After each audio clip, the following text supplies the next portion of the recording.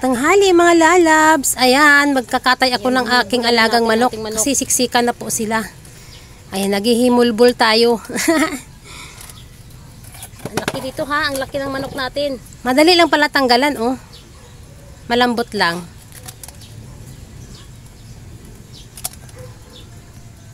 Okay, ayan na po yung ating manok na ating na-chop ngayon. Ayan. Wow, grabe, napakaganda po ng kanyang laman. Ayan, ang dami. Ang laki po ng manok. Kaya ganyan po kadami yung ating nakuhang karni, oh. Ayan. Grabe, fresh na fresh yung ating manok, ha? Ayan po yung kagandahan. Pag meron tayong sariling alaga, meron tayong libreng mauulam. Ayan. Yung iba nito, meron tayong naitabi at nilaga ko na doon para sa aking pusa. Kay Bunjing. Ayan, sa nakakakilala kay Bunjing ha, yung aking alaga dito sa rooftop. Grabe, ang ganda ng laman niya oh. Ayan, sarap yan. Maglalaga tayo nito ngayon. Ayan, okay, tara na at ilalaga na natin yung ating manok na bagong katay. Ayan, masarap ang bagong katay, di ba? Basta nitib, masarap ang bagong katay. Ayan, tara na at magluluto na tayo. Moments later. Okay, ayan. Andito tayo sa aking garden. Ayan, mamimitas tayo kukuha tayo ng tanglad. Para ilagay natin dun sa ating tinulang manok. Mas masarap po kasi yung ating tinulang manok pag mayroon tayong ilalagay na tanglad. Ayan, andito tayo sa aking mga nakasako na mga tanim, oh. Ayan. Kakatapos ko lang magdilig kasi sobrang init. Kanina, nagdilig ako ng maaga. Ngayong 9 o'clock, nagdilig na naman ulit ako ng konti. Kahit sa mga dahon lang, para hindi po masunog yung aking mga tanim dito dahil sobrang init. Ayan, umulan nung nakarang araw. Pero hindi po talaga sapat pag isang ulan lang. Ayan. Dito tayo dadaan para kukuha tayo ng mga tanglad. Ayan po yung ating mga tanim dyan, oh. Sus Maria. Sobrang init. Ayan, ayan yung ating mga alugbati. Pero kahit ganyan po, nakita po ninyo yung ating mga tanim. Ayan, kahit mainit ang panahon, nakakasurvive naman po sila kahit nakapaso lang tayo or nakasako lang yung ating mga tanim. Sa sobrang init, ayan. Yung ating alugbati, ayan ang ating alugbati dyan, oh. Kahit sobrang init, ayan. Nagkakaroon pa din sila ng mga talbos. Ayan, oh, ganda. Ang ganda ng mga alugbati kahit sobrang init. Ayan, kaya po pinapatak-patakan ko sila lagi ng tubig para hindi po sila masusunog. Kasi sa sobrang init, nako, napakakawawa talaga ang ating mga tanim dito.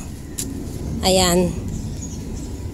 Ayan, sinisilip-silip muna natin yung ating mga tanim dahil pinapakita ako yung sobrang init ngayon, pero yung ating mga tanim dito nakaka-survive naman. Ayan, tara na at pupunta tayo doon sa ating tanglad. Doon sa dulo yung aking tanglad, kaya ang aking daanan dito napakasikip, oh, nakita nyo yan. Ayan, napakahirap dumaan dito dahil siksika na po yung ating mga gulay.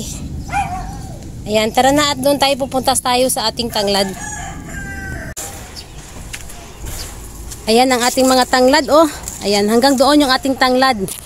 Ayan, dahil sa sobrang init, ayan ang itsura ng ating mga tanglad dyan.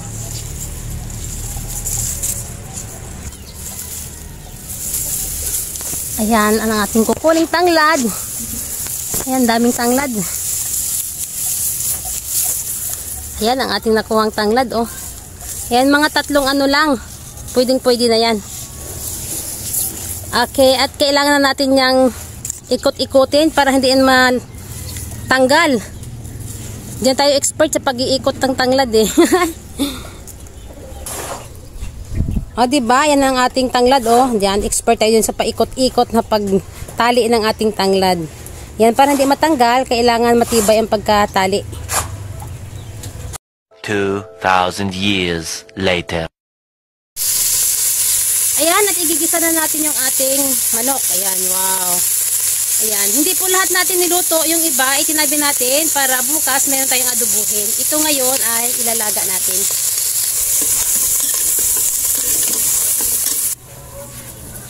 Okay, ayan ang ating tanglad. Ilulunod na natin yan. Yan, look at that. Ano, nakapagpabango sa ating tinulang manok. Ayan, natakpan na natin yan para yan ay ilalaga na.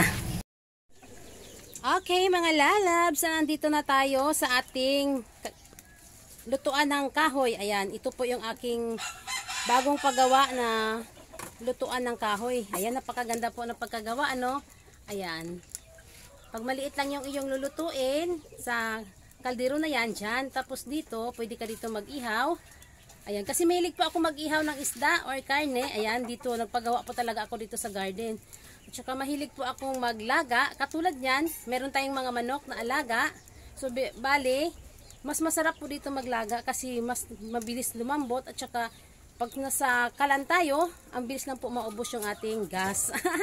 Ayan, at yung ating nilulutong native chicken, ayan na siya, oh, ayan. Ayan, masarap po dyan maglaga. Yan po yung aking mga kaldero dito sa aking lutuan na ito. Ayan po yung mga pwede sa uling. Ayan, pag halimbawa may niluto tayong mga piniprito lang o ano, doon ako nagluluto sa baba, doon sa aking kalan. Pero sa ngayon, dito ako nagluto dahil nagkatay tayo ng native chicken ko na alaga. Ayan, dahil marami tayong manok. Wow, look at that. Masarap na masarap po yung ating ulam for today. Ayan. Ayan, di ba? Napakaganda po nating lutuan, oh. Ayan, dahil marami tayong kahoy, ang dami nating kahoy. Ang dami nating kahoy doon sa baba, marami pa doon. And dahil napakadaming nagbigay ng mga kahoy, ayan, tuwang-tuwa po ako. Kinuha ko po talaga dahil para dito sa aking lutuan ng kahoy na ito. Masarap po talaga pag mayroon tayong lutuan dahil kung mayroon tayong nilalaga, masarap po magpalambot sa kahoy. Ayan, sa mga gustong ganitong klaseng pagluluto, ayan, maganda po ang ganitong style, oh, katulad niyan. Ito, pwede siyang paglutuan ng mga nilalaga, pero pwede rin siya sa inihaw. Ganyang style ng paggawa ng kalan, oh, ay ng, ang tawag dyan? Lutuan ng sa kahoy, ayan, pag-iihawan, ayan, tulad niyan, oh, diba? Bagong gawa lang yan. Ayan, pero dito, sa kabila, ayan, sa kanin, or sa mga maliliit lang po na kaldero, ayan, pwede po yan. Ayan, ganyan po ang magandang paglulutuan dito sa ating kahoy. Meron tayo para sa ating ihawan, meron tayo para sa ating nilaga, or meron tayo para sa ating kanin. Ayan.